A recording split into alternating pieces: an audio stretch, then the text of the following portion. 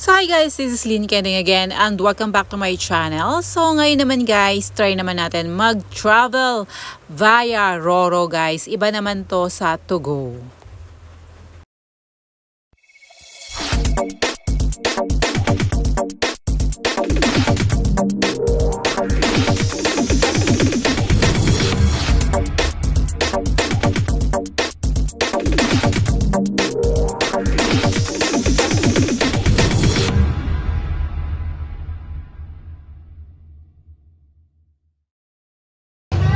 So ayun nga guys, hinatid na ako ng mga sister rakas ko from Rustan days ko pa yan up to now guys na kaibigan.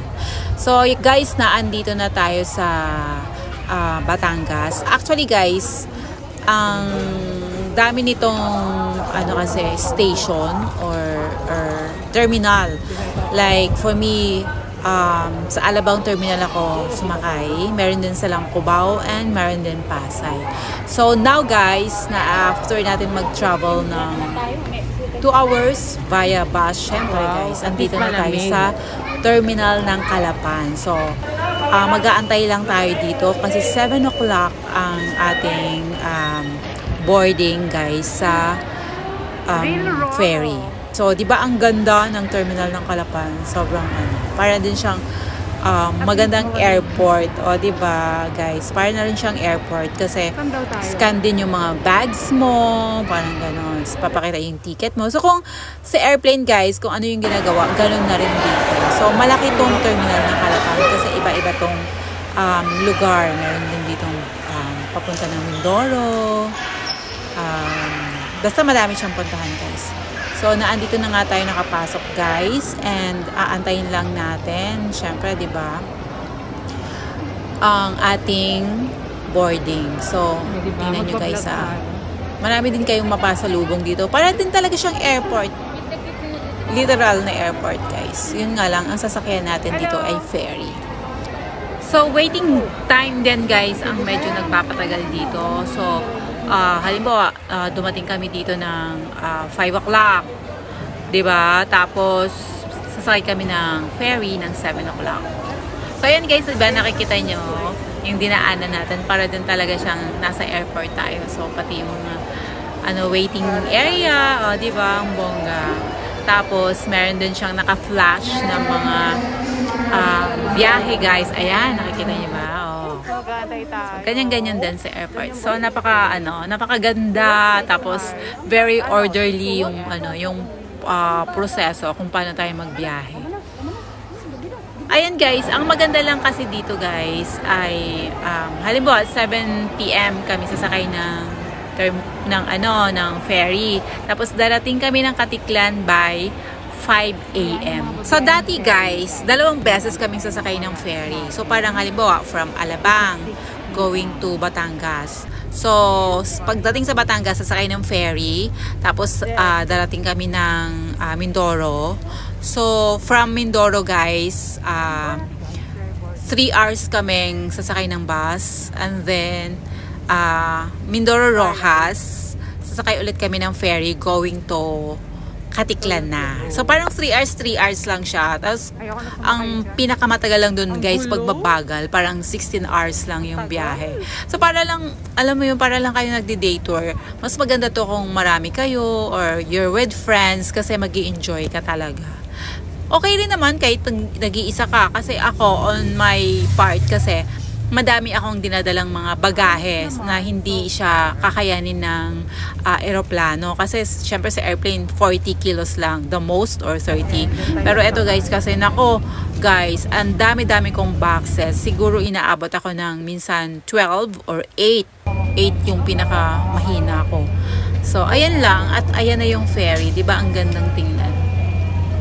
At saka sa Roro guys, maganda siya kaysa sa To Go kasi halimbawa yung economy nila maganda pa rin, orderly pa rin, tsaka malinis.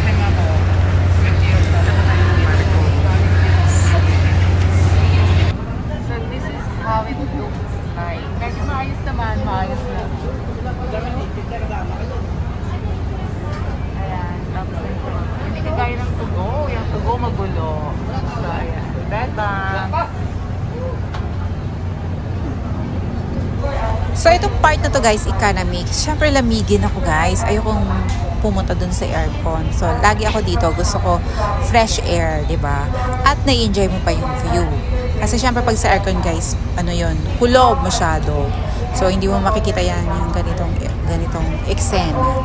So, dito, nakakapag-relax ka, nakakapag-muni-muni ka. Tsaka nakikita ko, enjoy yung mga tao, lalo na pag pamilya ba yung babiyahe guys. Para sila nagpipiknik, ang dami nilang food. So, yun lang talaga ang maganda dito sa park. And now, eto na nga, dumating na tayo ng Katiklan guys, ng eksaktong 5 AM. O di ba mabilis lang talaga yung biyahe dito. Parang aabutin ka lang ng mga 14 hours, 16 hours the most. So, kung mabilis talaga, baka 12 hours lang talaga yan. So, madilim pa guys ng dumating tayo ng Katiklan. Papakita ko sa inyo yung ano nila. Ayan o, ang ganda. O, diba? So, pwede din kayong mag-relax dyan. Or pwede kayong kumain dyan, guys. Ang ganda, ano. Yan yung may canteen yun dyan sala, guys. Ang gandang tingnan. O, diba? So, ngayon, bababa na ang lahat. At sasakay na ulit tayo ng bus papunta sa Antique or sa Iloilo or sa Rojas, ganyan. So, nakita nyo naman guys, maayos naman siya, nakapila ang lahat. So, madilim pa talaga. There you go.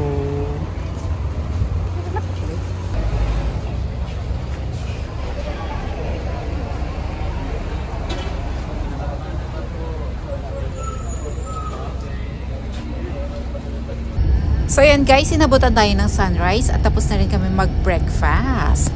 At pakilala ko pala sa inyo yung bago kong kaibigan. Siya yung katabi ko all the time na nasa biyahe. And guys, kung makikita nyo, konti na lang yung laman ng bus. Hindi na siya puno. Kasi guys, meron kasing designated area kung saan din kami, or restaurant kung saan din kami nag-breakfast guys. May nag-aabang na doong bus na isa, which is pinaghiwalay yung mga pasahero, yung papunta ng Antique and of course papunta ng Rojas and Iloilo. So, itong bus namin guys ay papunta ng Antique lahat. So, para dire-diretso na. So, ayan, sobrang ganda naman ng biyahe guys. Hindi naman tayo masyadong napagod kasi nakatulog din tayo. And syempre nag-enjoy tayo guys. Smooth sailing ang ating biyahe guys.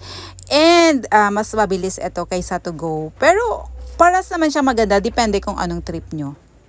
So ayun lang guys. Thank you so much for watching and God bless!